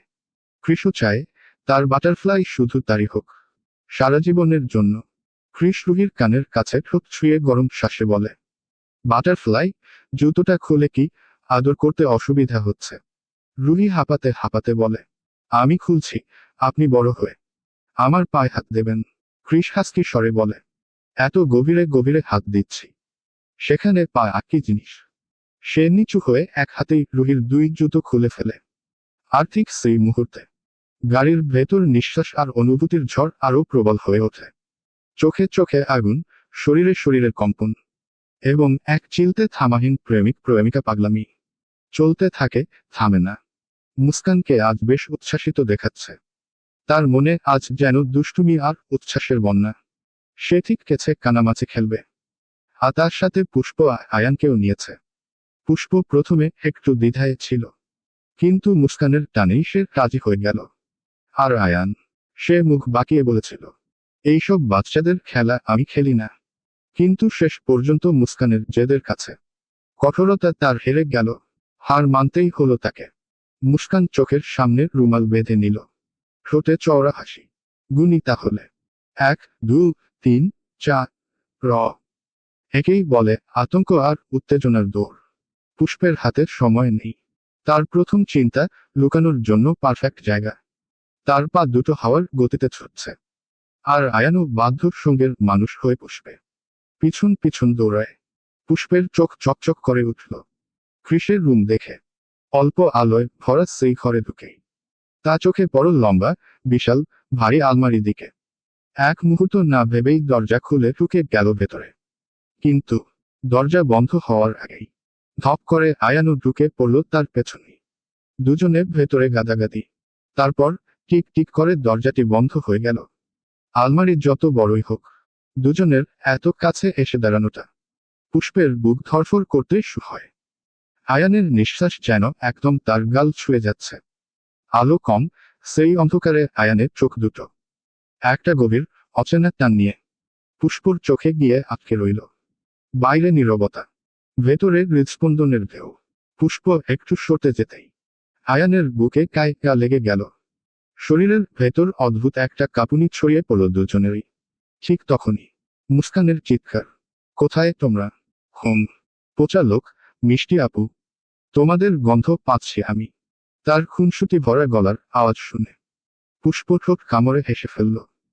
আর সেই হাসিটাই আয়ানের বুকের ভেতর বোমার মতো বিস্ফোরিত হলো। তার ভিতরকার প্রতিটি টান, প্রতিটি অনুভূতি আকস্মিক প্রচণ্ড হয়ে উঠল। তার দৃষ্টি ধীরে ধীরে পুষ্পর গোলাপি, নরম, সরু ঠোঁটের দিকে নেমে এলো। শ্বাস ভারী, চোখ কিছুতেই সরে না। অন্ধকারের ভেতর পুষ্প তার চোখের সেই দৃষ্টি বুঝতে পারল। আর বুক ধরফর করে উঠল আরো বেশি। হঠাৎ একটা ঠান্ডা, লোমশ অনুভূতি পুষ্পর ঘাড় বেয়ে নেমে এলো। আরশোলা, আ আ। চিৎকার বেরোনোর আগেই আয়ানের হাত বজ্রের মতো এগিয়ে এসে তার ঠোঁট চেপে ধরল শক্ত করে। দুজনের নিঃশ্বাস একসাথে মিশে গেল। চোখ আর চোখের মাঝে এক অদ্ভুত নীরবতা। ভয়ে পুষ্প আরো আয়ানের বুকে লুটিয়ে পড়ল। তার চুলের গন্ধ আয়ানকে প্রায় পাগল করে দিচ্ছে। আর এত কাছে এসে প্রলোভনটা সামলানো আয়ানের পক্ষে আর সম্ভব হচ্ছে না। সে ধীরে মাথা সরিয়ে তার ঠোঁট ঠিক পুষ্পর ঠোঁটের সামনে এনে থামালো। আর সেই বিদ্যুতয় শ্বাসকাঁপানো মুহূর্তে তাদের মাঝে থাকা অদৃশ্য দূরত্বটা পুরোপুরি মিলিয়ে গেল। আয়ানের ঠোঁট পুষ্পর ঠোঁটের সঙ্গে মিলে যাওয়া মাত্রই দুইজনের শরীরে অদ্ভুত এক ঝড় উঠল। প্রথমে লাজ, এরপর উত্তেজনা, তারপর এক অবর্ণনীয় তৃষ্ণা। সবই মিলিয়ে রূপান্তরিত হলো চুমুর এই মুহূর্ত। চুমুর মাঝেই পুষ্প হঠাৎ আয়ানকে ঠেলে আয়ানের কাছ থেকে সে দেয়। তার চোখে অল্প পানি জমে এসেছে, অচেতন ভয় আর উত্তেজনার মিশ্রণ। পুষ্পা, আয়ান, আপনি, এটা। তার কণ্ঠ ফিসফিস করছে, চোখ ভিজে গেছে। আয়ান হকচকিয়ে তাকালো। পুষ্প যেন নিজের শরীর নিয়ন্ত্রণ করতে পারছে না। তার হৃদয়ে পুঞ্জীভূত ভয়, উত্তেজনা আর এক অজানা আকর্ষণ মিশে আছে। পুষ্প হালকা করে হাত দিয়ে আলমারির দরজা ঠেলে বেরিয়ে যায়। আয়ান কিছুটা পিছিয়ে দাঁড়ালো। তার হৃদয়ে অপরাধবোধ। চুমুর মুহূর্তে নিজেকে সামলাতে না পারার জন্য সে নিজেকে দোষারোপ করতে লাগলো। পুষ্প ঘরে ঢুকে আর তাকাতে পারছিল না। চোখের পানি তার গালে ধারা ধরে নামছে। আয়ান তার দিকে এগিয়ে আসল। হাত বাড়াল, কিন্তু ঠিক স্পর্শ করতে পারল না।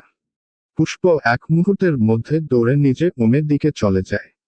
বিকেল পার হয়ে সন্ধ্যা নেমে এসেছে। হোটেলের রুমের মৃদু আলোয় বিছানার ওপর উল্টে শুয়ে আছে ক্রিস। রুহি ফ্রেশ হয়ে এসে নিঃশব্দে ক্রিসের পাশে বসে তার চুলে আস্তে হাত বুলিয়ে দেয়। ক্রিস চোখ তুলে তাকায়। কনুইয়ের ভর দিয়ে একটু উঠে রুহির কাছে ঝুঁকে আসে। ক্রিস, আমি যেমন বলেছি ঠিক তেমন করতে পারবে তো, বাটারফ্লাই? রুহি ভুরু কুঁচকে বলে।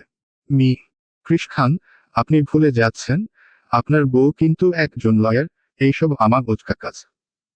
ক্রিস হালকা হেসে আচমকা রুহিকে নিজের বুকে টেনে ফেলে।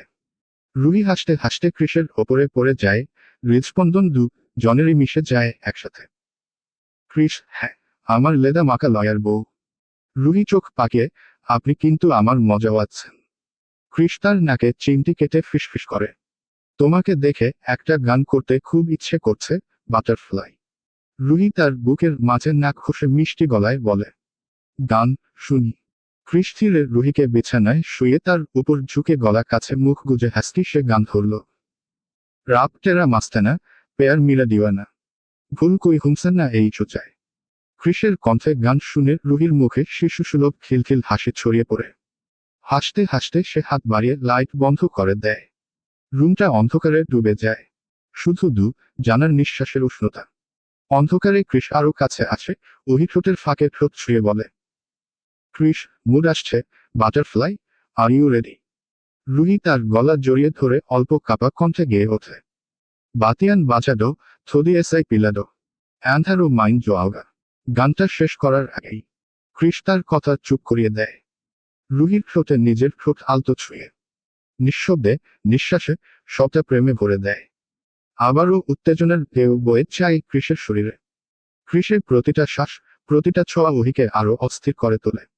রুহি চোখ বন্ধ করে যেন হারিয়ে যায় ক্রিসে ভালোবাসার ঘো। ক্রিস আলতো করে রুহির শরীরকে নিজের কাছে টেনে রাখে। তার ঠোঁট রুহির গাল, কপাল, চোখের পাশে একে একে সব ছুঁয়ে যায়। রুহির বুক কেঁপে ওঠে বারবার। মনে হয় যেন মুগ্ধতার ঘোরে সে একটু একটু করে গলে যাচ্ছে। ঠিক যখন জানার উত্তেজনা চরমে, হঠাৎ করে ক্রিসের ফোনটা জোরে বেজে ওঠে। ক্রিস বিরক্তিতে চোখ বন্ধ করে গভীর নিঃশ্বাস নেয়। নিজেকে স্বাভাবিক করার চেষ্টা করে ফোনটা হাতে তোলে।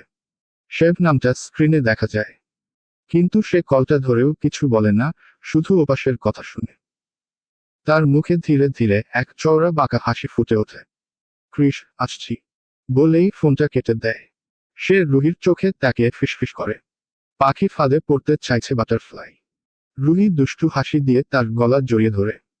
তাহলে ফাঁদটা ঠিককে পাতা ব্যবস্থা কি?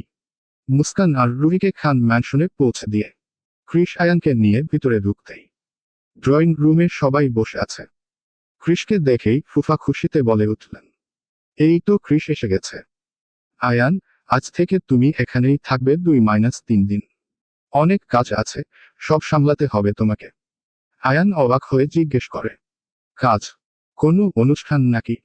ফুফু হাসি চেপে উত্তর দেন, হ্যাঁ, আমাদের পুষ্প আর কৃষে বিয়ে। বাক্যটা শুনতাই আয়ানের পৃথিবী থমকে যায়। তার চোখের সামনে সবকিছু ঝাপসা হয়ে আসে। পা দুটো কাঁপতে শুরু করে, শ্বাস আটকে আসে। এতদিনের একতরফা ভালোবাসা, যেটা শুধু বুকের গভীরে লুকিয়ে রেখেছিল, সেই স্বপ্নটা কি তবে এক নিমিষে শেষ হয়ে গেল? সে কি সত্যি পুষ্পকে কখনো পাবে না? পাশে দাঁড়ানো পুষ্প লজ্জায় মুখটা নিচু করে, গাল টকটকে লাল। শৈশব থেকে বুকের রাখা ছোট্ট স্বপ্নটা আজ সত্যি হবে ভেবে মন ভরে গেছে তার। কৃষ সোফায় বসতে বসতে ধীরে বলে, সব বুঝলাম ফুফা, কিন্তু এত তাড়াতাড়ি হঠাৎ করে বিয়ে? ফুফা হেসে জবাব দেন, তাড়াতাড়ি? কোথায় তাড়াতাড়ি? পুষ্প দাদির অবস্থা ভালো না, উনি তোদের বিয়ে দেখতে চাই। ফুফু তাই আমি বলে দিয়েছি, আর দেরি নয়। আগামী 2 দিনের মধ্যেই পুষ্প আর তোমার বিয়ে হবে। কৃষ মাথা নাড়ে, ঠিক আছে, যখন ঠিক করেই ফেলেছেন তাহলে আর সমস্যা নেই। তারপর হেসে পাশে থাকা আয়ানের দিকে তাকিয়ে বলে, আয়ান সব সামলাবে, তাই তো? কিন্তু আয়ানের মুখে কোনো শব্দ নেই, চোখে পানি জমে উঠেছে। সে হাসতে চেষ্টা করে, কিন্তু পারে না, শুধু নিঃশব্দে মাথা নাড়ে। রাত গভীর, চারদিকে নিস্তব্ধতা। চাঁদের নরম আলো ছাড়া কোনো সঙ্গী নেই। ছাদের এক কোণে একাই বসে আছে আয়ান। চারপাশ নিঃশব্দ, কিন্তু তার বুকের ভেতরটা যেন চিৎকার করে ছিঁড়ে যাচ্ছে। যাকে নিঃশব্দে, নিঃস্বার্থে ভালোবেসেছে, সেই পুষ্প মাত্র 2 দিনের মধ্যে অন্য কারোর হয়ে যাবে। এই ভাবনাটাই আয়ানকে শ্বাস নিতে দিচ্ছে না। রাতটা যেন আয়ানের বুকের ব্যথা শুষে নিয়ে আরো ভাইকে দিচ্ছে। চাঁদটা মাথার ওপর, কিন্তু তার আলো যেন আজ শীতল, নির্মম। পুষ্প হাসছে, অন্য কারোর সাথে বিয়ে হবে। এ চিন্তাতেই তার বুকের ভেতরটা ছিঁড়ে যাচ্ছে। হয়তো এতদিন ওকে দেখে যেভাবে চোখে প্রেম লুকিয়ে রেখেছে, কেউ বুঝতে পারেনি। ভালোবাসা কখনো উচ্চস্বরে চেঁচায় না, নিঃশব্দেই সবচেয়ে বেশি জ্বালায়। আয়ানের হাত কাঁপছে। একটা ছেলে, যে সবসময় দৃঢ় ছিল, হাসি খুশি ছিল, আজ ভেঙে চুরমার। সামনে বিশাল খোলা আকাশ, আর সে আকাশের দিকে তাকিয়ে হাত তুলে হাঁটুতে ভর করে দাঁড়ায়। গলার স্বর কেঁপে ওঠে কান্নায়। আয়ান, হে আল্লাহ, আমি তো বেশি কিছু চাইনি, শুধু ওকে চেয়েছি। ওই একটা মানুষকে চেয়েছি, যে আমার নিঃশ্বাসে মিশে আছে। তার কণ্ঠ ফেটে যায়। ও যদি অন্য কারোর হয়ে যায়, তাহলে আমি বাঁচব কি করে? আমি তো ওকে ছাড়া কল্পনাই করতে পারি না। কথা বলতে বলতে গলা আটকে আসে, চোখ দিয়ে টপ টপ করে পানি পড়ছে। মনে হয় এই কান্নার ফোঁটার মধ্যেই তার সব আশা ডুবে যাচ্ছে। দাও না আল্লাহ, দাও না ওকে, ওকে অন্য কারোর হতে দেখতে। আমি পারবো না, আমি একদমই পারবো না। হঠাৎ একটা গভীর কণ্ঠস্বর নিস্তব্ধতাকে ছিঁড়ে ফেলে, কৃষ, যদি পাস, সারা জীবন আগলে রাখতে পারবি তো ওকে? আয়ান থমকে যায়, চোখ মুছে শরীর ঘুরাতে গিয়েও দম আটকে যায়। কৃষ ঠিক সামনে দাঁড়িয়ে, চাঁদের আলোয় তার মুখটা আধা অন্ধকারে দৃঢ়, স্থির। আয়ান দৌড়ে যায়, কৃষকে শক্ত করে জড়িয়ে ধরে কান্না থামাতে পারে না আর। আয়ান, একবার, শুধু একবার দিয়ে দে, আমি ওকে কষ্ট পেতে দেব না। কৃষ আয়ানের কাঁধে আলতো চাপ দেয়, চোখে একরাশ শান্তি, এক অদ্ভুত হাসি। কৃষ, পুষ্প আর তোর বিয়ে পরশু। আয়ান যেন শ্বাস নিতে ভুলে যায়, চোখ বড় বড় করে তাকিয়ে থাকে। আয়ান কাঁপা স্বরে, সত্যি, সত্যি বলছিস? কৃষ, আমি চরিত্রহীন নই, বউ বাচ্চা রেখে আবার বিয়ে করব। আয়ান স্তব্ধ, সত্যি তো সে তো বলেই গেছিল কৃষে বিয়ে হয়ে গেছে। আয়ান, আমি তো বিয়ে কথা। কৃষ দীর্ঘ নিঃশ্বাস ফেলে একটু হাসে, তুই এখনো অনেক কিছুই জানিস না। যখন সব জানবি, হয়তো প্যান্ট ভিজিয়ে দিবি ভয়ে। তারপর আঙুল তুলে বারণের ভঙ্গিতে, এখন এক কাজ কর, একটা হাগিস পরে আমার রুমে আয়, অনেক কথা আছে। চলবে?